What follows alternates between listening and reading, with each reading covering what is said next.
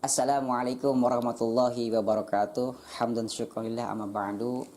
Anak-anakku yang Bapak cintai, yang Bapak sayangi, kelas 11 ya. Nah, di sini Bapak akan menjelaskan apa itu sejaah.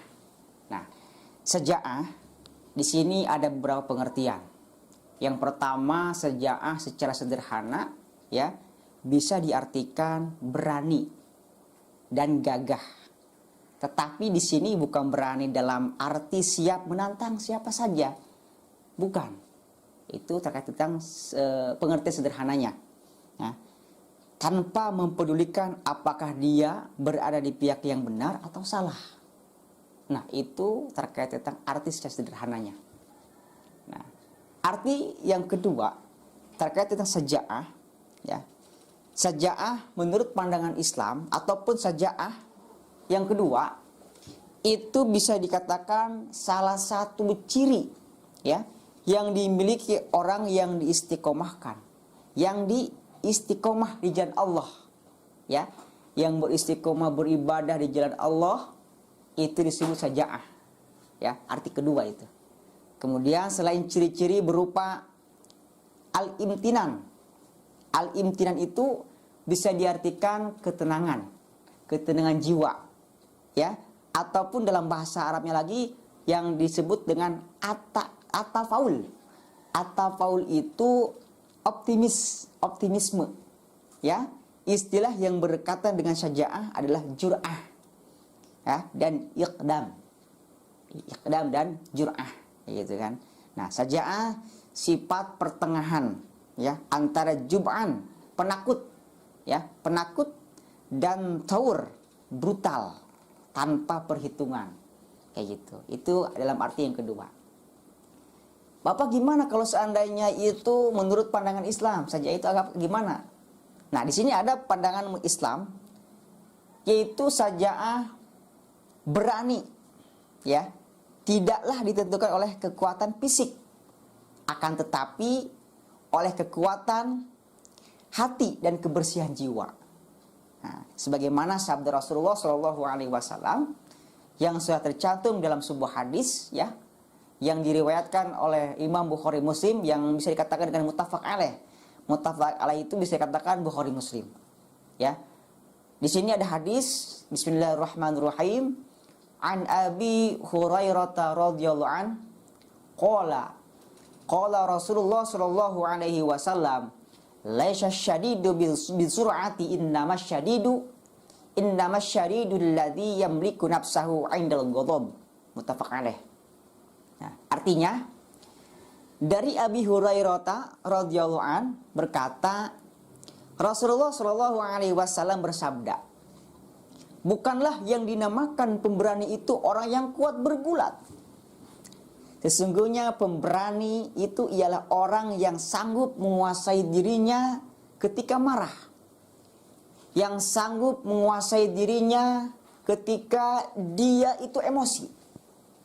Jadi merendamkan emosi ketika kita marah. Nah, itu bisa dikatakan syaja'ah. Menurut pandangan Islam, menurut yaitu hadis tersebut, ya, ketika kita marah nih, kita marah, posisi kita marah itu gak ingat apa-apa. Nah, ketika kita marah, terus kita ada sedikit bisa memperbaiki amarah tersebut, bisa terkendali marah tersebut. Yang tadinya kita marah, kita sadar diri, oh iya marah itu gak baik, emosi itu gak baik. Nah, pandangan Islam ini seperti ini, bisa dikatakan yang namanya saja'ah, ya. Jadi posisi kita ketika marahnya nggak jadi terendam marahnya, ya. Yang tadinya kencang marahnya, jadi dia rendah kembali. Nah, itu bisa dikatakan sajaah menurut pandangan Islam. Nah, itu terkait tentang pengertian sajaah. Yang selanjutnya, nah, apa saja sih bentuk-bentuk sikap sajaah? Nah, bentuk-bentuknya di sini, yang pertama, bentuk-bentuk sikap sajaah yang pertama adalah keberanian berjuang di jalan Allah. Kita berani, ya, berani berjuang di jalan Allah, ya. Jadi seorang muslim harus berani maju, ya, untuk berjuang di jalan Allah, jihad fisabilillah, ya, membela kebenaran, memusnahkan kebatilan, ya. Banyak sekali kisah teladan dan para sahabat, ya, dan para sahabat Rasul generasi pertama umat Islam, ya, yang dapat diambil. Mereka sangat pemberani, ya, tidak cinta dunia dan lebih mencintai kehidupan akhirat. Ketika perintah berjuang datang karena umat Islam semakin tertindas, mereka menyambutnya dengan semangat tinggi. Perintah tersebut terdapat dalam Quran surat Al-Anfal, yaitu ayat 15 sampai 16. Insya Allah di sini akan Bapak bacakan terlebih dahulu Quran surat Al-Anfal ayat 15 dan ayat 16. A'udzu billahi minasy syaithanir rajim. Bismillahirrahmanirrahim. Ya ayyuhalladzina amanu idza laqitumul ladzina kafaru إذا لقيتم الذين كفروا زحفا فلا تولوهم الأدبار ومن يولهم يومئذ دبره إلا متحرفا لقتال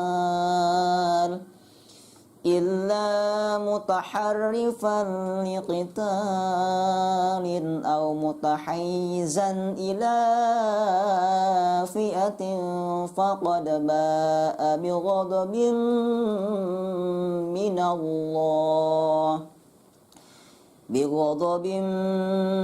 من الله ومأواه جهنم wabi'sal masir. Nah, itulah Quran surat Al-Anfal ayat 15 sampai ayat 16. Yang artinya di sini, wahai orang-orang yang beriman, apabila kamu bertemu dengan orang-orang kafir yang akan menyerangmu, maka janganlah kamu berbalik membelakangi mereka ataupun mundur.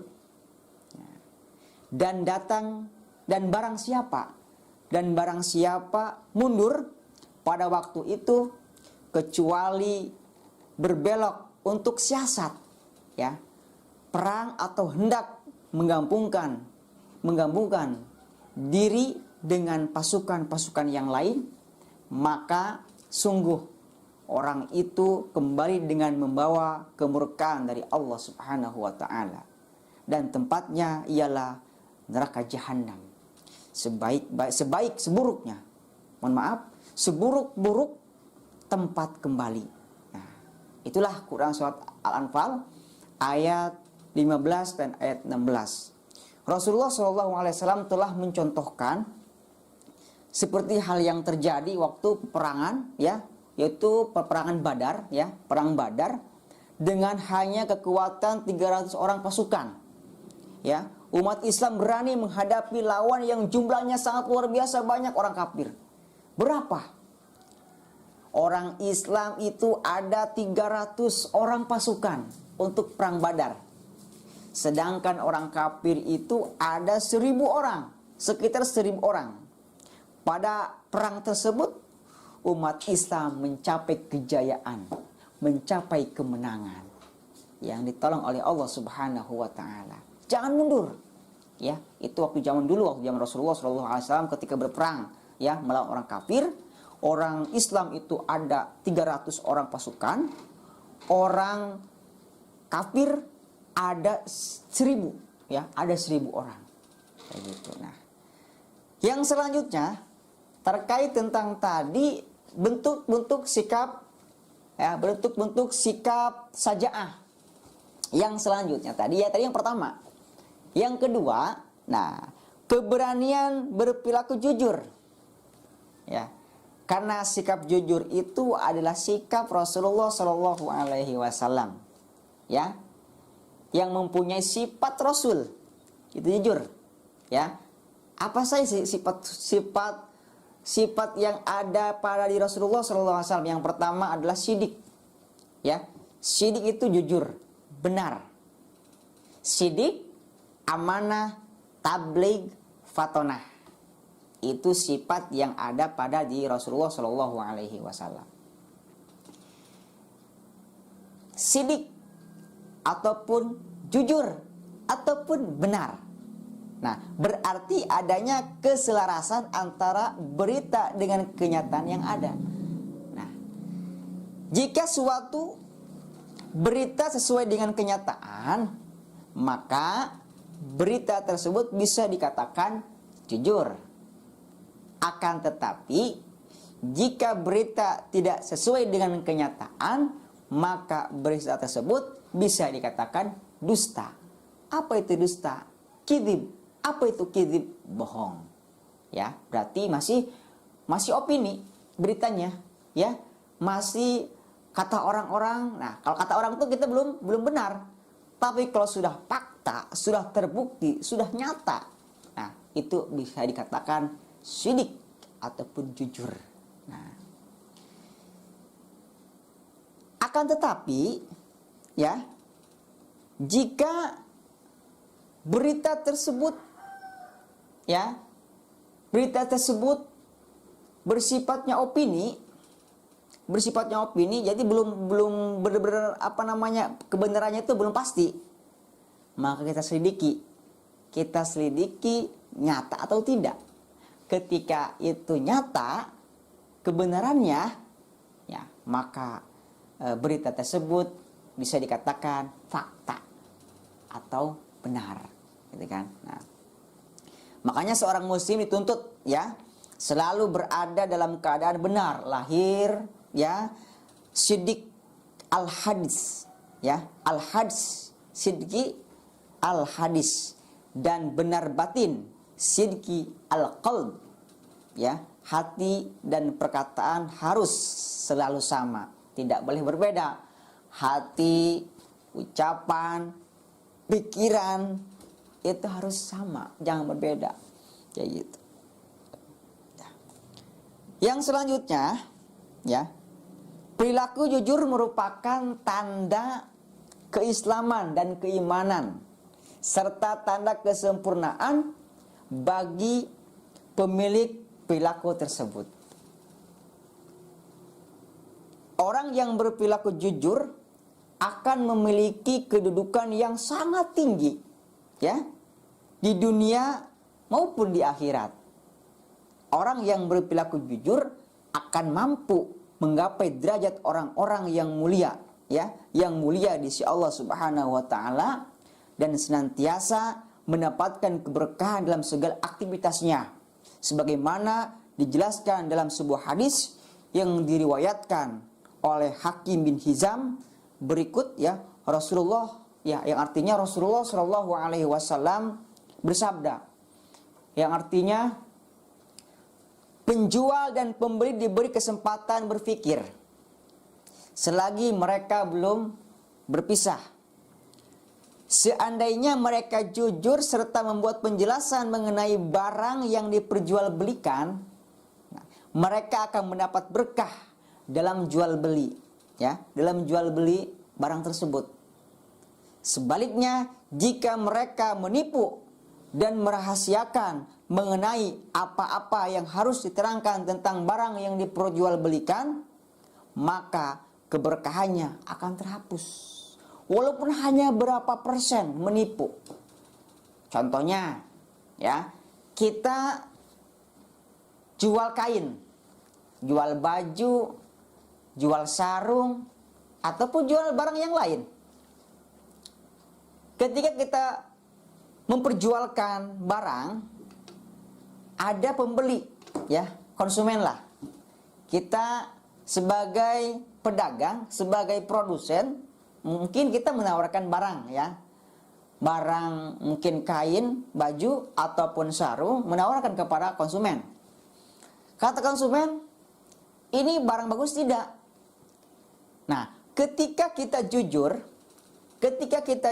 bahwasanya ini barang bagus, ya, barang bagus, langsung ini dicetak, ya, dari tempat yang bagus, kualitasnya bagus.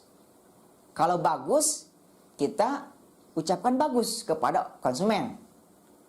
Akan tetapi jikalau ada barang tersebut mungkin ada yang jelek lah, entah itu sarungnya itu tenunnya ada yang patah, ataupun ada yang bolong kainnya. Kalau kita punya rasa tanggung jawab sebagai produsen, sebagai penjual, ya, kalau kita ini tidak jujur, otomatis, ya, keberkahan itu walaupun hanya setitik bolong yang ada di kain itu tidak berkah, ya, tidak berkah, kayak gitu. Dan bahkan ketika ditawar juga, contohnya sarung ini harganya, contohnya sarung BHS. Sarung BHS paling murah itu kurang lebih 500.000 atau 400.000. Ya, dari sananya itu kurang lebih 400. Kita jual, ya, kita jual dengan harga 450. Kalau barangnya 400 berarti kita jual 450. Nah, ditawar kembali sama konsumen 435 ataupun 440.000. Nah, itu kan kita masih ada untung tuh 40.000. Nah, ketika konsumen berinteraksi dengan penjual, mau membeli barang tersebut, Pak, ini saya beli sarung BHS harga 440, gimana ini? Wah, nggak dapet dari sananya juga. Dia bilang nggak dapet dari sananya juga, padahal harganya 400.000. Padahal dia punya untung tuh 40.000. Dengan tidak kejujuran, dengan ngomong di sana juga nggak dapat, ya, 440, di sana juga mahal. Dia jualin 400, tetap pengen 450 aja.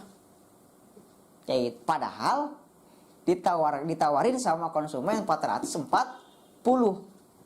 Ya, jadi punya untung 40.000. Karena dia tidak jujur, akhirnya si konsumen dibeli 450.000.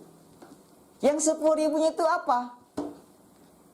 Yang 10.000-nya itu kurang manfaat, kurang berkah. Padahal itu di sisi lain, ya, walaupun sedikit, tapi keberkahannya dihapus oleh Allah Subhanahu wa taala. Tidak berkah, ya. Keuntungannya tidak berkah. Jadi yang 40.000 itu, ya, karena ada yang 10.000 jadi 50.000. Jadi kurang berkah. Ya. Jadi menyatu, digabungkan 50.000 jadi kurang berkah. Itulah, ya, tidak jujur. Padahal nggak apa-apa, 440.000 kan ada untung 40.000. Jadi karena dia tidak jujur, berarti kurang berkah. Itu sedikit contoh dari penjual dan pembeli. Anak-anakku yang dirahmati Allah Subhanahu wa taala, kelas 11, ya. Tadi terkait tentang keberanian berperilaku sifat jujur, ya.